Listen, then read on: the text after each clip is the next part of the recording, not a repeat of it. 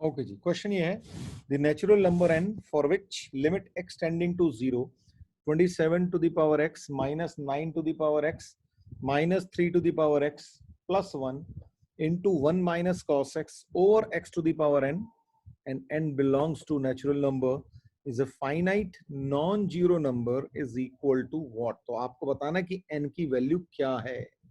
हाँ जी, तो करना क्या है, सबसे पहले तो इन भाई साहब को जरा सेटल करो, है ना। तो इसको मैं क्या लिख सकता हूं, देखो 27 जो है 27 की पावर x को मैं क्या लिख सकता हूं, 9 की पावर x इंटू 3 की पावर x, ठीक है, ये लिख सकता हूं। इसके बाद इसको अगर मैं फैक्टर करूंगा, तो इनफैक्ट लास्ट टाइम भी हमने एक इस तरह का क्वेश्चन किया था, तो इसके अब हम फैक्टर कर सकते हैं बड़े आराम से। तो लिमिट x टेंडिंग टू 0 और ये हो जाएगा 9 की पावर x माइनस 1 और 3 की power x minus 1 into 1 minus cos x divided by x की पावर n। ठीक है जी। अब हमें ये पता है कि ये 1 माइनस कॉस एक्स को हैप्पी हैप्पी फेस देने के लिए हमें क्या चाहिए होता है ना, वो चाहिए होता है एक्स स्क्वायर। तो बना देते हैं भैया एक्स स्क्वायर, तो ये एक्स स्क्वायर और यहाँ पे एक एक्स स्क्वायर से मल्टीप्लाई कर दिया, तो कहानी क्या फंस गई, ये हो गए, इसकी वैल्यू हो गई 1/2। ऐसे ही अब ये जो है a की पावर x माइनस 1 होता है और उसके लिए भी हमें नीचे x चाहिए होता है, तो इसके लिए भी मुझे x चाहिए, तो ये उठा के यहाँ पे मल्टीप्लाई किया। इनके लिए भी मुझे एक x चाहिए, तो यहाँ के लिए भी, इसके लिए भी x लाया और एक x यहाँ पे लिया। मैं यहाँ से नहीं उठा रहा हूँ, मैं अलग से x लेके आ रहा हूँ, ठीक है जी।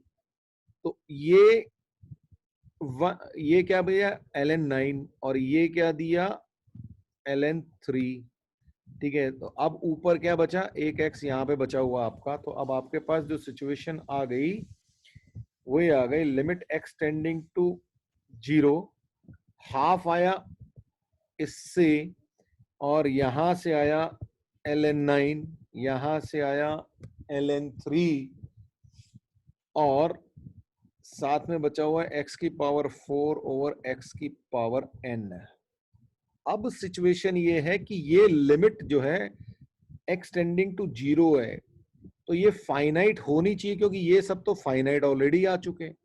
फाइनाइट कब आएगी, जब इनके जो पावर्स हैं वो सेम होंगी, इसका मतलब n को तो 4 होना ही पड़ेगा, अगर n कुछ और हो गए तो फिर आपका आंसर फाइनाइट नहीं आएगा, इसलिए आपका answer n is equal to 4 है जी। अब आपको लिमिट निकालनी है x टेंडिंग टू 2, ये आपका फ्रैक्शनल पार्ट x है प्लस 1 डिवाइडेड बाई x/2 जो कि GIF के अंदर है जी। तो जरा सोचिए जी क्या किया जाए।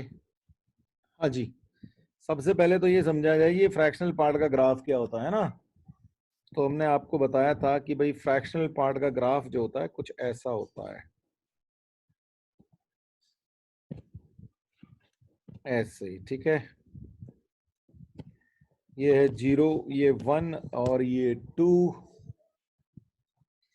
और यहाँ पे आपके क्लोज्ड और यहाँ पे ओपन, राइट। ये हमारा फ्रैक्शनल पार्ट का ग्राफ होता है, ये एक्स एक्सिस और ये वाई एक्सिस।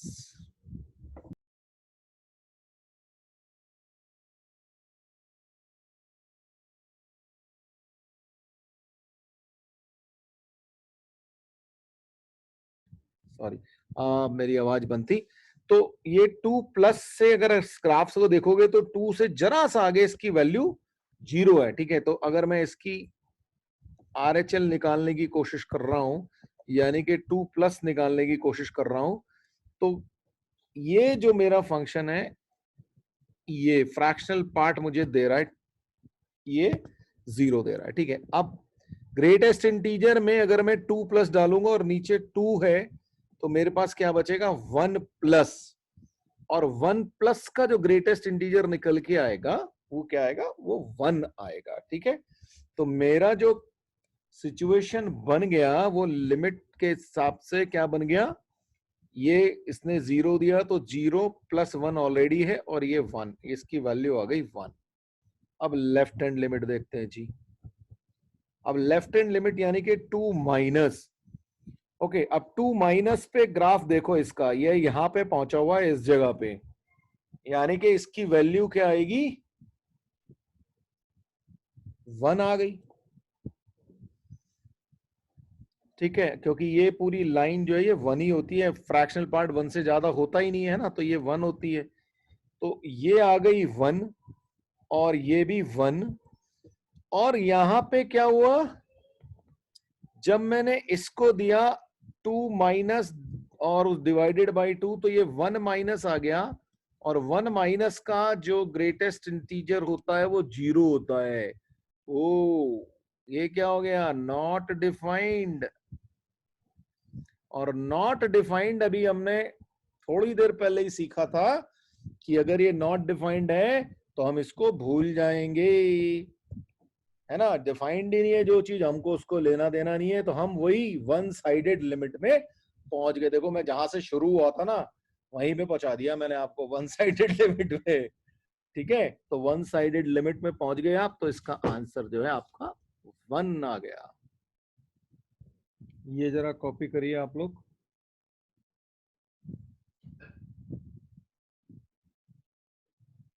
हो गए हो तो मुझे बता दो, मैं आगे बढ़ता हूँ फिर, ठीक है। ये आपका होमवर्क, चलिए जी, ये भी नोट कर लीजिए। और आई थिंक काफी हो गया आज के लिए, फिर मिलते हैं नेक्स्ट टाइम। Bye bye.